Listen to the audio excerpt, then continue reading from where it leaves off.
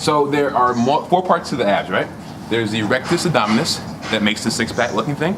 There is the transverse abdominis that sits under that, really good for stability. And then there's the internal and external obliques. You know, that gives you that nice little V cut down the middle.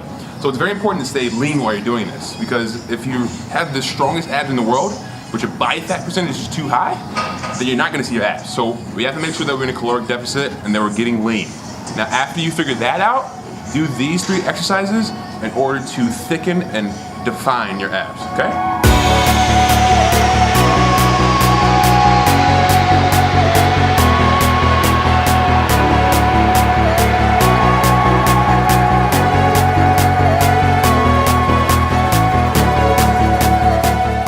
So the very first exercise that we're going to do is the McGill modified curl up. So I found this on Squat University on Instagram.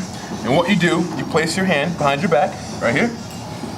Boom, opposite of the weight. Left leg, so opposite leg, opposite hand, right here. Act like there's a scale underneath your head. And then slowly raise your head up so that the scale reads 0, so there's no pressure. And all you want to do is press down on your hand, and that's gonna activate your abs. And then you're just gonna look up, right there.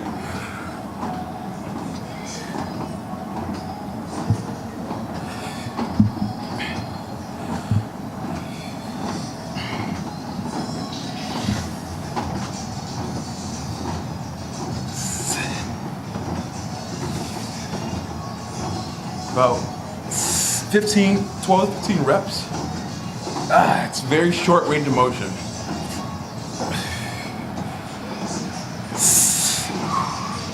Alright, and then you would switch and do the other side. But the reason I do that is because your abs are meant to stabilize you when you're doing squats, deadlifts, and your back's never rounded like this when you're doing an exercise. So doing curls will give you strong abs, but it won't give you good stability so that you have stronger lifts at deadlifts, squats, and everything that requires ab movement. So that works the transverse abdominis and helps really good with stability. So if you want to get bigger, stronger, faster at a lot of your lifts, do those. All right, exercise number 2. Now we all are familiar with the planks, right? The stationary planks. This is a little bit more moderate, advanced version. Because like I said, I'm training for stability doing my actual workouts, not just for aesthetics. So our abs are meant to keep us in place while we're moving other extremities and stuff like that. So a regular plank doesn't really do much as far as like stability and functional abs, but moving your body part, forcing your abs to hold you stable is what we want. So medicine ball, make sure you're breathing, get some circles in there. Start out with 30 seconds or as much as you can do, about like a minute as a sweet spot.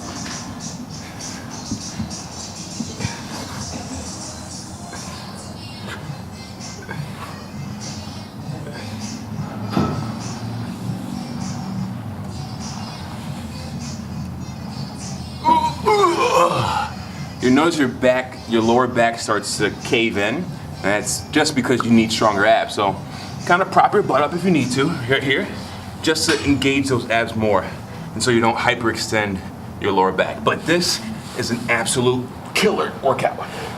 Make sure you breathe.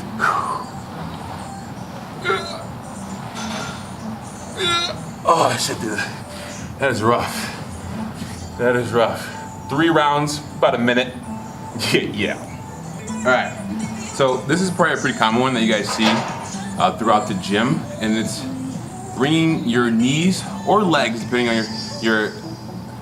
on your level. So if you're advanced, you keep your legs straight. And here.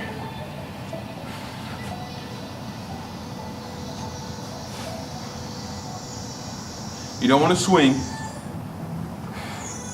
This is what you don't want to do. You want to just kind of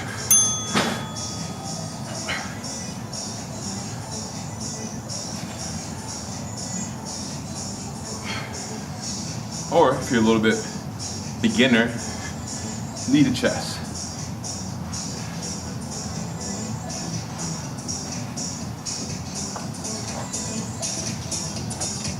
So, no need an outro. I don't know what to say, but with your outro. So abs are really cool to look at, very cool for Instagram, but if you don't train them properly, your gains are gonna suffer a lot. So you gotta ask yourself, what do you want? You wanna look really good, or do you wanna be really good and look really good? And clearly that's a no-brainer, for me at least. So yeah, so make sure you're in a caloric deficit so that you're lean enough to see all the hard work you're putting in now, and then make sure that you incorporate those exercises 3 times a week, right? And that you're consistent with it for at least 2 months, minimum 2 months. And if you can't do 2 months, you don't want abs, and I don't really care. So, boom.